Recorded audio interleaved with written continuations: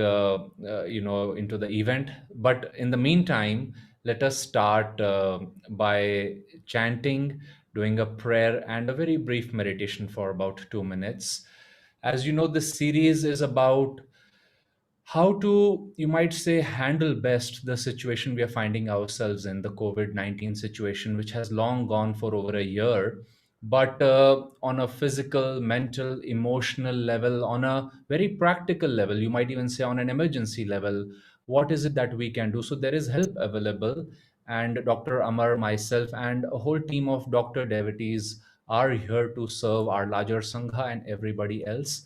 So, with that in mind, we are, you might say, starting this series. We had done this last year too for a few months, and now it seems like there's a need once again. So let's begin with a brief chant. This is a very simple one for those who may be new. This is also a very relevant chant for the subject of healing. The words to this chant are: what is this life flowing through my veins? Can it be other than divine? What is this energy flowing through my form? Can it be other than divine? What is this consciousness flowing through my brain? Can it be other than divine? And in the last verse, we sing, what is this power flowing through my will? Can it be other than divine?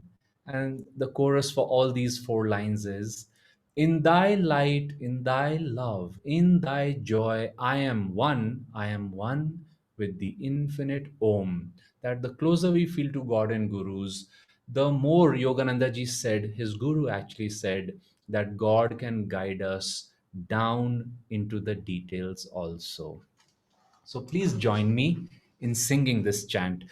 And actually, I'll be talking a little bit about cough and the respiratory system. Chanting right there is a wonderful practice and medicine, you might say, for that too on a physical level. Let's begin with this brief invocation. Om Namo.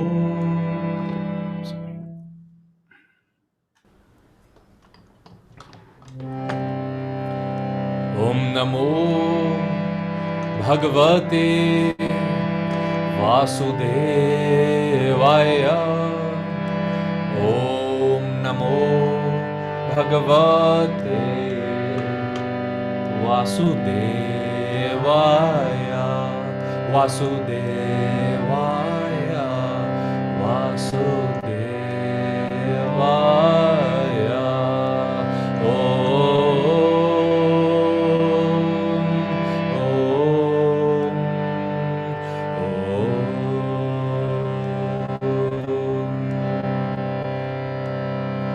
What is this life flowing through my veins? Can it be other than divine? What is this life flowing through my veins? Can it be other than divine? In thy light, in thy love, in thy joy, I am one with the infinite Om. In thy light, in thy love, in thy joy, I am one with the infinite Om. What is this energy flowing through my form? Can it be other than divine? What is this energy flowing through my form? Can it be other than divine? In thy light, in thy love, in thy joy, I am one with the infinite Om. In thy light, in thy love, in thy joy, I am one with the infinite Om. What is this consciousness flowing through my brain? Can it be other than divine? What is this consciousness flowing through my brain? Can it be other than divine? In thy light, in thy love, in thy joy, I am one with the infinite Om. In thy light, in thy love, in thy joy, I am one with the infinite Om. What is this power flowing through my will? Can it be other than divine? What is this power flowing through my will? Can it be other than divine? In thy light, in thy love, in thy joy, I am one with the infinite Om. In thy light, in thy love, in thy joy, I am one with the infinite Om. What is this life flowing through my veins? Can it be other than divine? What is this energy flowing through my form? Can it be other than divine? What is this consciousness flowing through my brain? Can it be other than divine? What is this power flowing through my will? Can it be other than divine? In thy light, in thy love, in thy joy, I am one with the infinite Om. In thy light, in thy love, in thy joy, I am one. I am one with the infinite Om.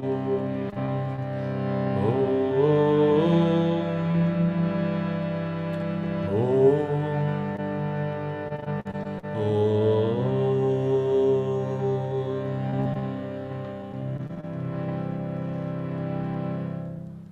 Let's offer a prayer together. Heavenly Father, Divine Mother, friend, beloved God, great masters of self realization, Jesus Christ, Babaji Krishna, Lahiri Mahashai, Swami Sri Yukteswar Ji, our beloved Guru, Paramhansa Yogananda Ji, dear Swami Ji, saints and sages of all religions, we humbly bow before you all. O great masters, help us see your eternal light, your wisdom and guidance shining through these days of outward challenges and darkness. Infuse our hearts and minds with your spirit that we may serve as beacons of light to all our brothers and sisters. Om. Amen.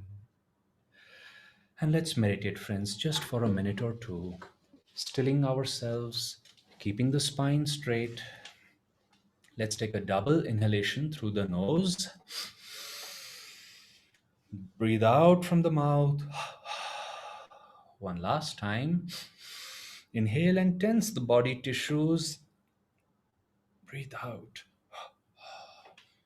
And if you're new to these techniques, these classes, don't worry. We will share many tools and techniques in this class and in the coming classes. Now let's sit in silence for a minute, feeling that we have all gathered together to derive inspiration and to share our light with one another.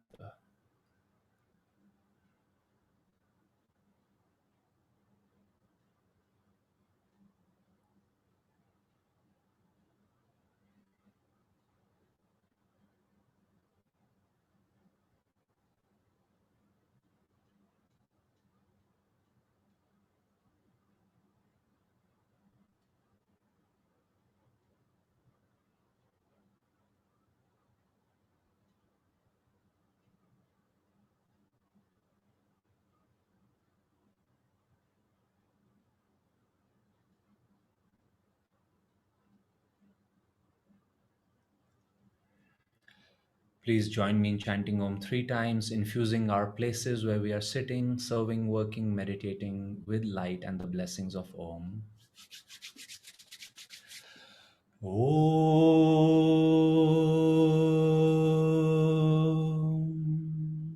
Om.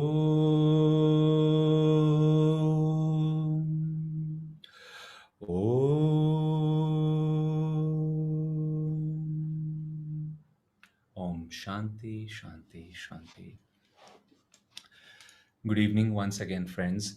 My name is Brahmachari Dr. Aditya. I'm serving in Ananda Sangha Pune, and this evening joining me in this satsang, you might say from 7 to 7:30, is Dr. Amar. He is a physician who is also serving in Pune. He's one of our Kriyabans.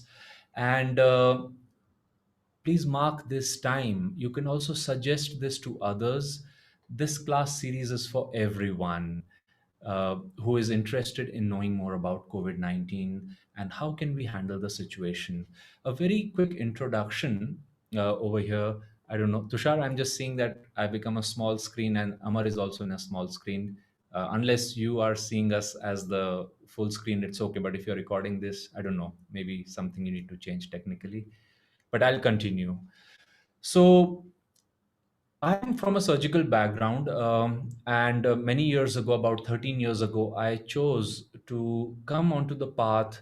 It was approved by Swami Kriyananda ji, my teacher, and a direct disciple of Paramhansa Yogananda ji.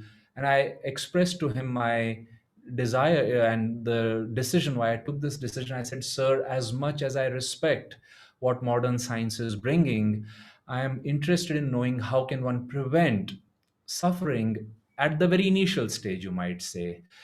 I was also quite perplexed and troubled at seeing death, not troubled in a personal way, at the, you might say, what people call the horror of death. Not at all. It was more like what happened over here, and might there be something happening. It felt like a very sacred moment when I saw it for the first time. And I have to say, in the 13 years I have been on the path, the teachings I have received of Yogananda ji, there is so much that I have learned.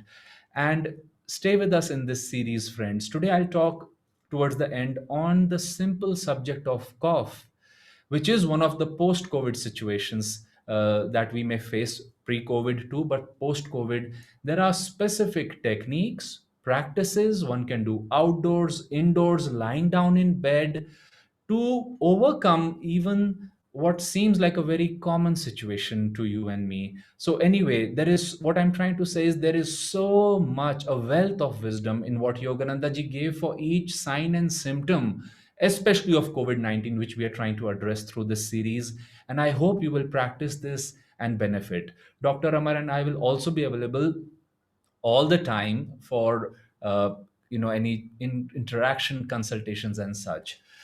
Dr. Amar, particularly, I want to thank him for taking out time to come over here, is handling a 350 bedded plus COVID facility. He has been doing it with his wife and a team of doctors for the last 1 year.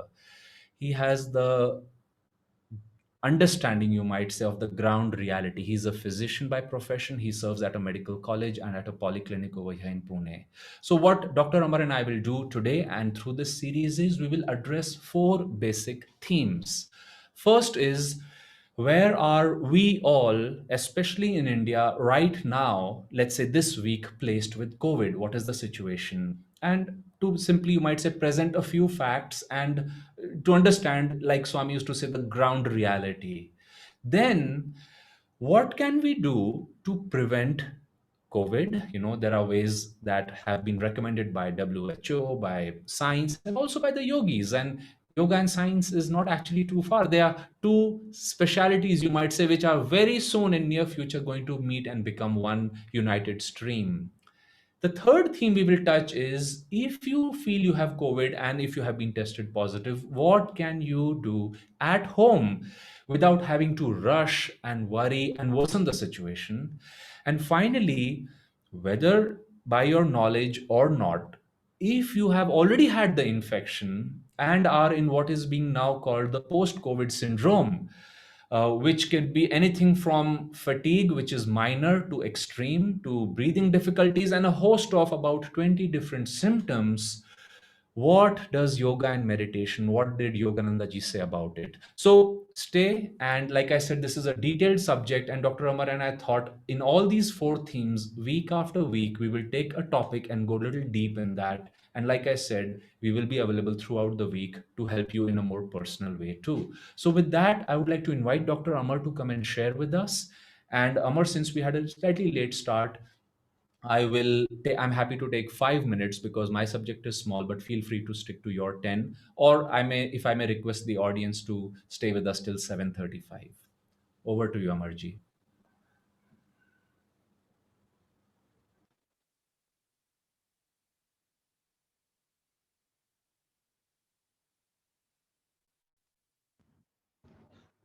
I don't know whether, yes, so I think I'm audible there. Thank you, Aditya, for that introduction. And let me just briefly start with one of the things, which I was reading in Padre Pio's book, as many of us know, that Padre Pio was a recent saint. He was an Italian saint. And during his time also, world was going through a pandemic, which happened in 1918. As we know, it came as a Spanish flu. And the way things were happening, it was people and scientists also in today's time, they are comparing the present pandemic with the last one. And during that time, somebody asked Padre Pio, "Sir, why do you think this pandemic is happening? Why God is allowing this to happen?" And Padre Pio said the only objective of this pandemic is to bring man closer to God. And one may say that, oh, but that is looking in a very cruel way, or maybe in a very harsh way of bringing man closer to God. Because even Yogananda, as we know, used to talk to God and Divine Mother in many different ways. He used to tell God that, God, why sufferings have to come on this world? Why people should suffer, or why so much of tragedies they have to go through? And Divine Mother was always telling him that they don't have to suffer. Or even as Heavenly Father was speaking to him, he was to say that man always has a choice. They don't have to suffer, because I have created man in my own image, and they ought to behave like me. And Yogananda took that answer, and he used to sometimes argue with God, and always, trying to just get more from him. That yes, I know that you are enjoying, you are a bliss personified, but they don't know it. And why children, they are always, why they have to go through such an ordeal. And God used to tell him that, yes, I'm sending my saints to awaken them, to enlighten them, and to know they have this choice, they have this free will, they don't have to suffer. And the answer which ultimately he gives is that, yes, they have to behave like me, because that is how I have created them.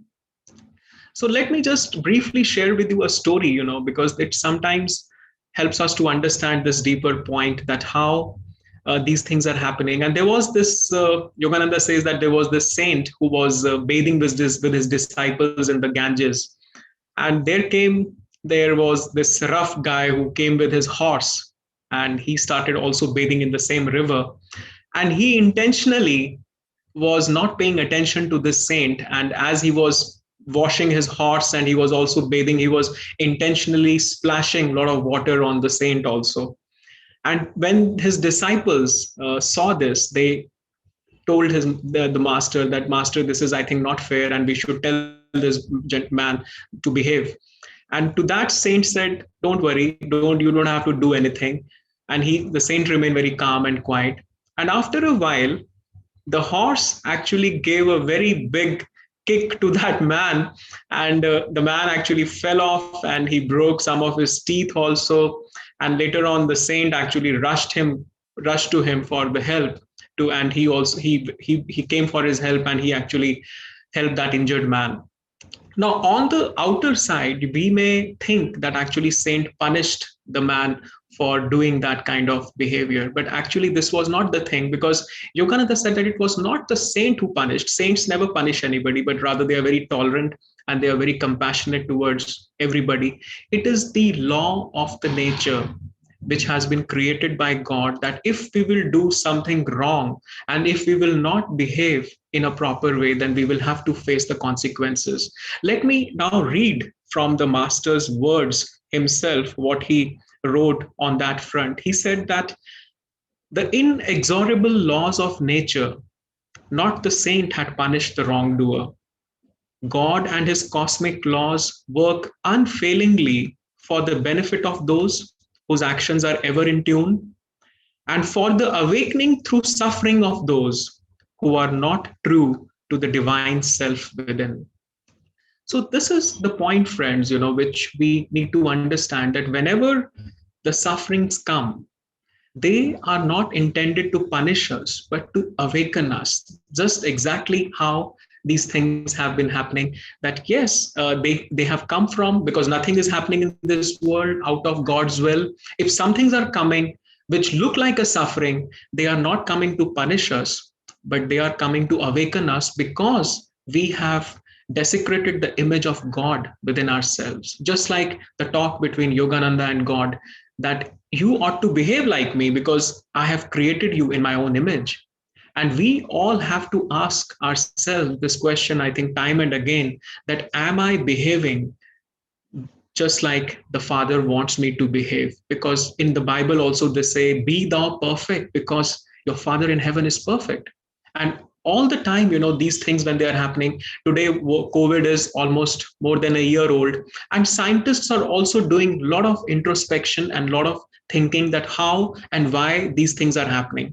So there is a wisdom coming up, and as a person who belongs to medical fraternity, the scientists have reached a conclusion that there are certain groups of people in which COVID is taking a greater toll, more and more complications are happening, and they are also getting badly affected. And if I tell you what are these groups, broadly, you will see that people, those who are obese, those who are hypertensive, those who have heart diseases, those who are diabetic, or those who have chronic kidney disease, or those who are consuming alcohol or smoking, or those are the things. Now, if you just take a moment and ponder over that list, you may find a common link there.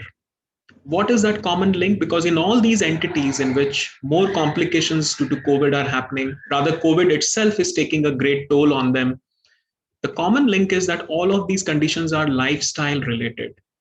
And these conditions, as scientists are also finding, that people, those who are not having a healthy lifestyle, they are getting affected by this illness more and having more complications. Now, just come back to the same saying now, which Yogananda is trying to remind us, that yes, nature will change. That rather, as Swami always used to remind us, that change is the only constant in this nature. And time and again, things will happen, which from the outer side will look like that God is very unfair and he is very looking very cruel, and why these things are happening, why. But the time, friends, is of introspection, that we need to understand, just like Yogananda is saying, that saints are not punishing, God is never punishing anybody, but we need to introspect, we need to awaken, that what is it that I need to change in my lifestyle. And when I talk of lifestyle, there are dominantly few things. It includes the diet, it includes the exercise, it includes how we process stress in our minds, it includes what kind of sleep quality we have. And since this is an overview talk, so we will not be going at length on all of these subjects, but in each session, we would try to address one aspect of our lifestyle, something, which has deeper connotations as far as this illness is concerned. But today, my request would be that if we can do a sincere introspection, as Dean Ornish, many of you must have heard his name. He's one of the pioneering doctors who has worked on lifestyle management, and he has shown with so many studies in last about 30 to 40 years that by changing the lifestyle, we can reverse even heart diseases, we can reverse even obesity, hypercholesterolemia, hypertension, even cancers. So when we understand that aspect, he is dominantly saying that if you learn to eat well, if you move more, if you stress less, and if you love more, those four things are good enough to address the problem of lifestyle. But today I will not be going at length on all these subjects, but I would rather coax you, if that is the word which is needed at this point, to go and do a sincere introspection this coming week. Just find yourself. Maybe what is it that nature is trying to tell me? What is it that God is trying to help me to see? And in that sincere introspection, maybe you will understand that you need to do something about your diet. Maybe you need to make some changes in your activity. Maybe you have more weight and you need to shed a few pounds. Maybe you are overworking. Maybe you are not having refreshing sleep. So all these things, please think over it, and we will come back to you next week with something more specific. and also some of these studies. What I would leave with you is that they did a study some just very recently in US, where they found that people, those who are leading active lives, this is something which they understood, that why urban cities are badly affected as compared to the rural population with the COVID. And they found that people, those who are sedentary, those who are not physically active, or those who are doing more physical work and activity, they are 2.5 times less susceptible to this illness. So with those words and with that study in your mind, let's do a sincere introspection, because I also did a lot in last 1 year and I have learned many things. In fact, I personally went through COVID symptoms twice, in the first wave also and in the second wave. I did not test myself, but I knew from the symptoms that I'm going through it. So I had to know, and I have to go through that, what changes I can make in my lifestyle. And since I am also doing the same, I'm in the same boat, I would encourage you to do the same, and we will come back to this subject next week. Over to you, Aditya. Thank you, Dr. Amar. So, friends, I want to share about, you might say, the post COVID syndrome. And like Dr. Amar said, maybe you are facing this situation where you have a cough, you have perhaps been tested positive, and you're facing a spectrum of challenges.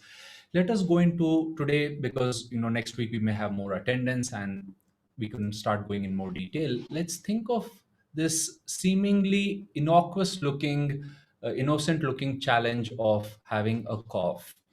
Now, again, like I said, if you've been tested, you certainly don't want that situation to repeat itself. But and if it's an innocent cough that in a pre-COVID situation we would not perhaps bother much about, maybe we need to now take it more seriously before, as Yogananda ji said, and doctors know, the cough may start in the nose with some irritation, it may go in the throat, and it is such a common presentation that it then descends into the lungs and can lead to either just bronchitis or pneumonia. And in these situations, we do not, of course, want that situation to arise.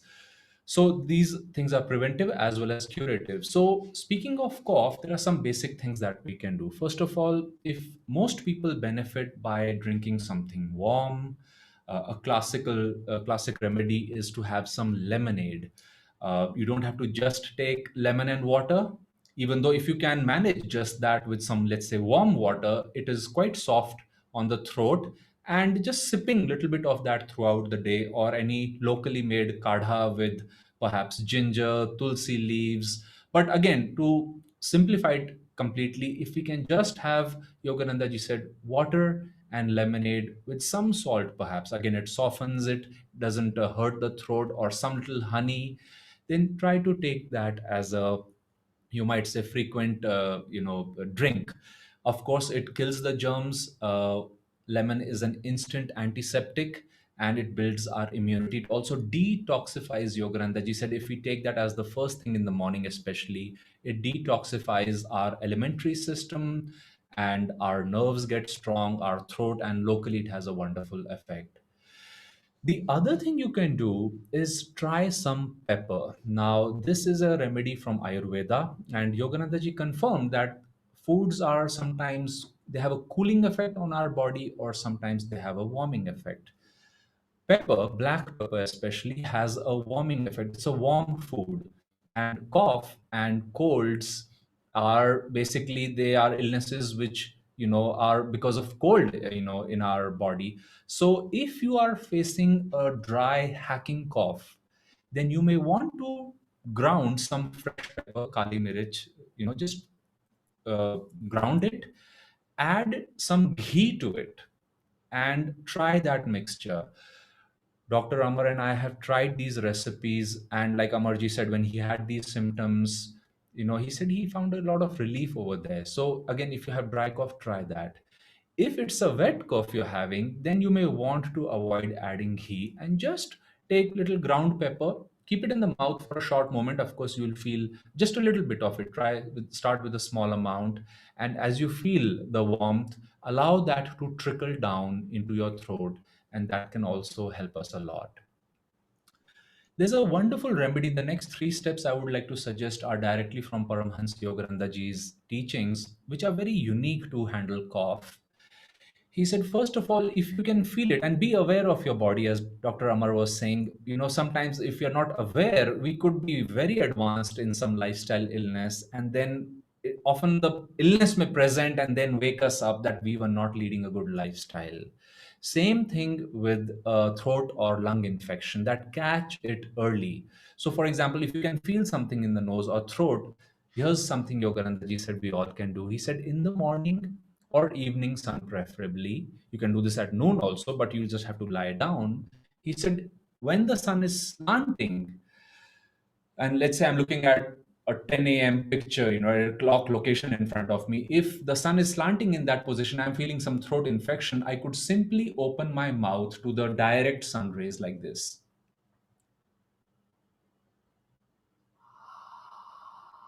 and breathe in and out through the mouth. By directly allowing the sun rays to hit the back of the throat, the inside of the mouth, and the inside of the nasal mucosa. Similarly, you can support your head with your hands and just for 1.5 to 2 minutes expose the inside of the nose and the mouth to the sun. This is called sun gargling. And Yogananda said instantly the bacteria and viruses are dealt with by the scorching rays of the sun. And you can do this at least twice a day for a couple minutes. Again, if it's noontime, lie down and try to do this. So this is one step I would say. I'll share a testimonial over here because this is looking very simple, and sometimes you may say this is too simple to be powerful. I recommended this just after a health workshop to a pediatrician, a doctor of children specialist, many years ago. And she said, I'm going to try this right away tomorrow morning. She said, my son has been having intractable cough after an infection for 4 weeks now. No medicine is working. She called me the next day. She said, just 2 to 3 minutes of this practice, and he's better. And believe me, 1.5 days later, his cough completely stopped. So, Yogananda said, when we do this with awareness and invite the sun, feel the sun rays, he said, its efficacy is much better. The other technique is, which I want to read for you over here, is his energization exercises, which you may know. And I want to read this line by Yogananda ji. The energization exercises have many benefits. And here Yogananda ji writes, the energization exercises eliminate colds and bronchitis by properly exercising the air cells in the lungs. So we want to do them perhaps in these coming days and weeks with that awareness. Or, like he also said, convert the inhaled air in your lungs into energy. He said, feel that. So try that. If you feel more energy, if you feel it's leading to an opening sensation, do it a little bit more. This third technique I'm about to share, I have to say, is just directly for the throat and really remarkable. And please do this with me. I'll do it slightly slowly. So, keeping the mouth closed, now I'll be guiding you, but you can keep your mouth closed. Become aware of the position of your tongue. And now gently take the tongue back and bring it to the front part of the mouth.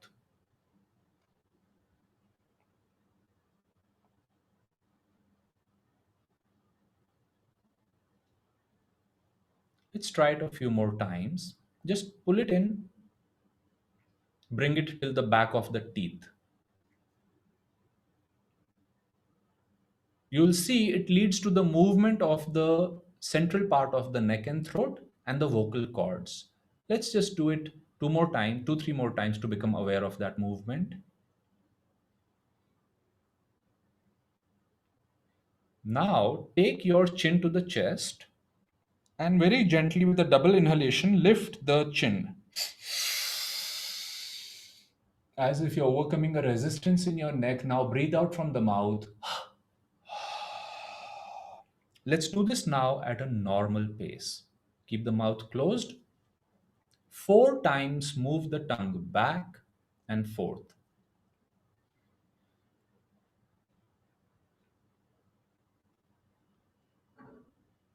Now take the chin to the chest. Double inhalation up, double exhalation out. Let's close our eyes just for 5 to 10 seconds to feel the center of the neck and throat.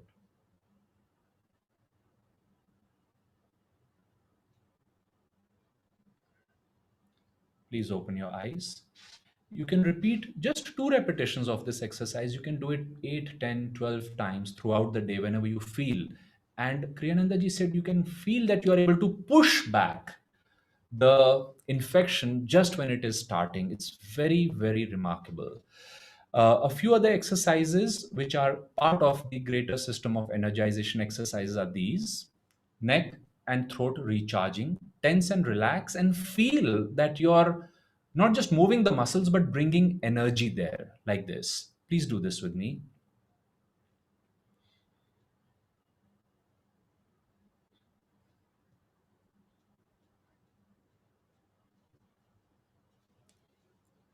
Now, left and right sides of neck.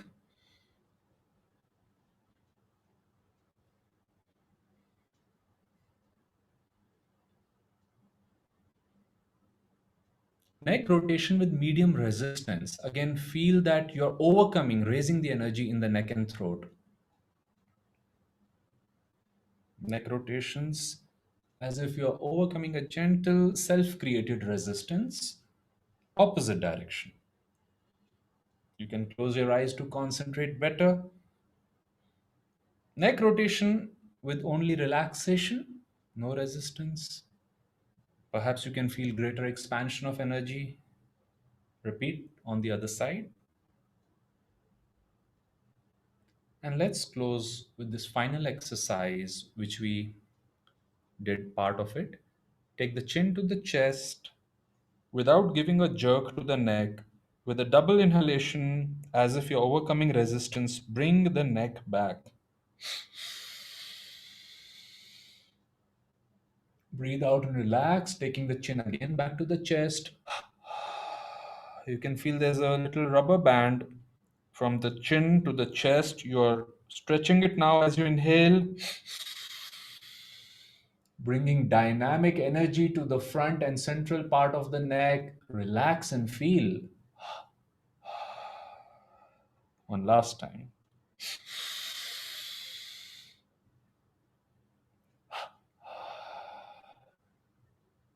And let's sit with our eyes closed for 10 seconds, feeling a little tingling of energy in the neck muscles, in the throat region.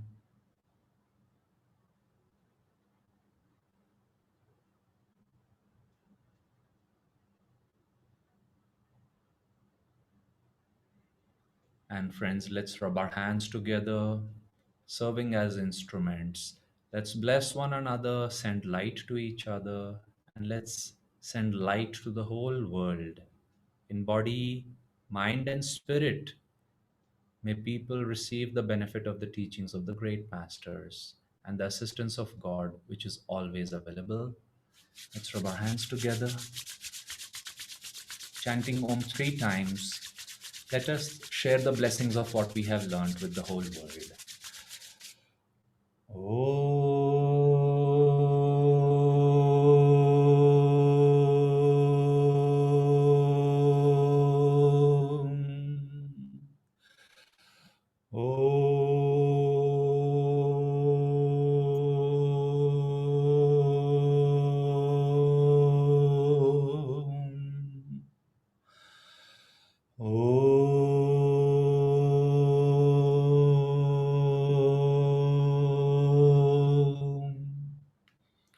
Om Shanti, Shanti, Shanti. Thank you for joining us. The recording of this video will be available for you to share with your friends and relatives. And let us serve as instruments to take this message out to others. And if you're belonging to any of our Ananda Sangha centers worldwide, but especially in India, please get in touch with your center leader, because there's a host of offerings that are now being given from every center, and ask them how can you serve as an instrument to take this knowledge and message further out to people. Thank you for joining, friends. Thank you, Dr. Amar, and we will see you next Friday, 7 to 7:30 p.m. Jai Guru.